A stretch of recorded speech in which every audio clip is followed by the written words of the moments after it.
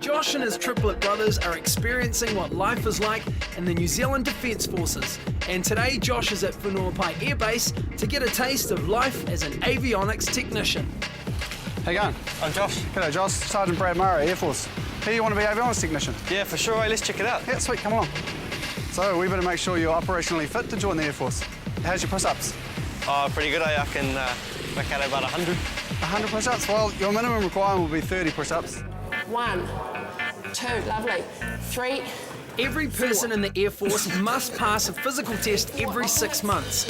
If they continually fail, they risk being discharged. 29.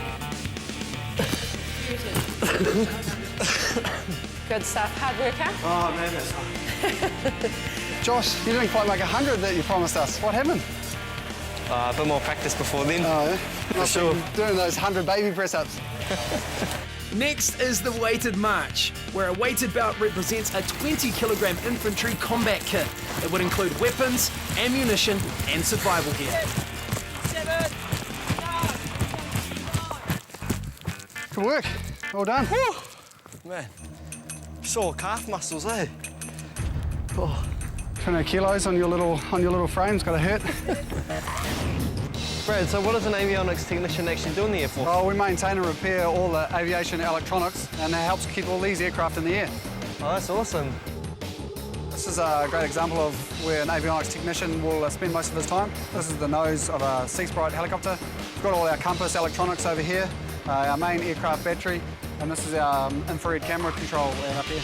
Brad's job is to support the aircrew on the flight line by dealing with electronic faults. Pilot Pete Barron and flight engineer Robin Claffey report a fault on a C-130 Hercules. Just had the autopilot disengage on the climb out. We kicked out and we had the elevator servo fail appear on the scratch pad. Brad, this aircraft's needed again at 7:30 tonight for the task. Sweet, cool. We'll get on to it.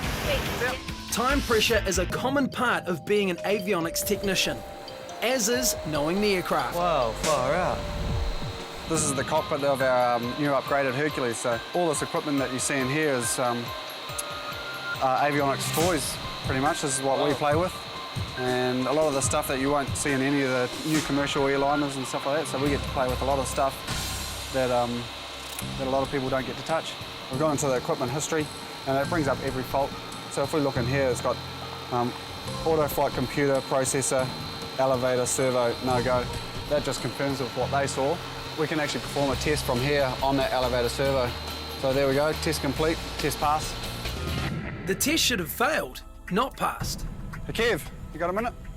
Avionics technician Kevin Murray recently did work on this aircraft, so Brad investigates further.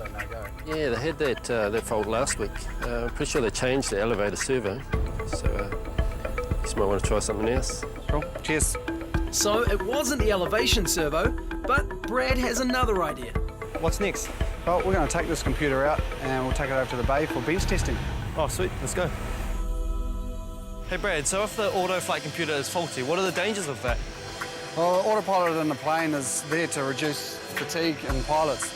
And pilot fatigue is one of the major causes of airplane crashes, so it's pretty important. Yeah, for sure. There are two types of avionics technician. Technicians like Brad, who work in the flight line, and bay technicians like Leith, based in the workshop. Hey, Brad. How you going? Hey, Brad needs Leith to do a bay functional test to identify the fault. the functional test is passed. Well, now what? Brad needs to brainstorm this problem with Avionics Sergeant Dave McHugh. It's testing perfectly on the rig. Yeah. What was the aircraft doing at the time? They were climbing. They were in a climb.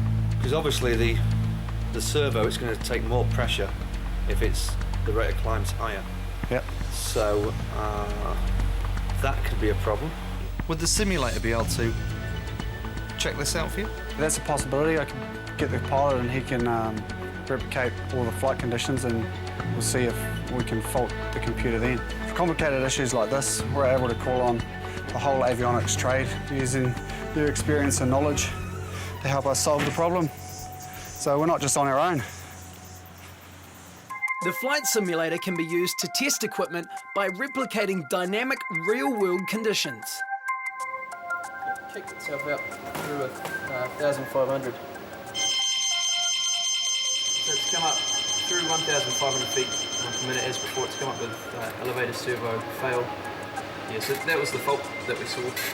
And that just confirms that the fault lies within that computer as we suspected it would. So what kind of person's good for this job?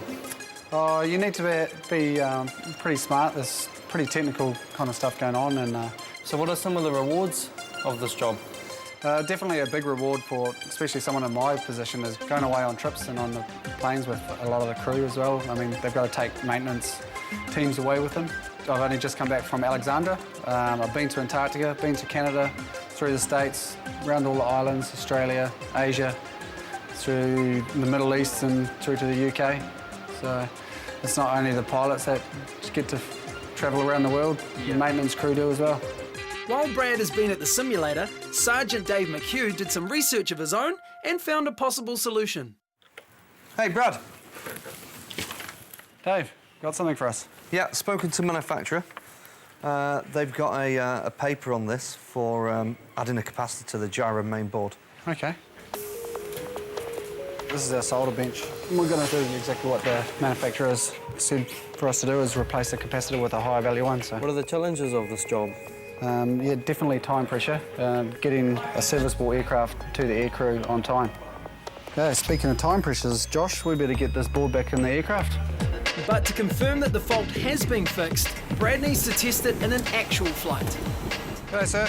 Hey, plane's all good. We didn't change the elevator servo. We've changed the computer itself.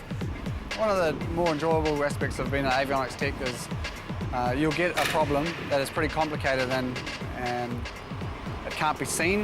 It has to be thought about.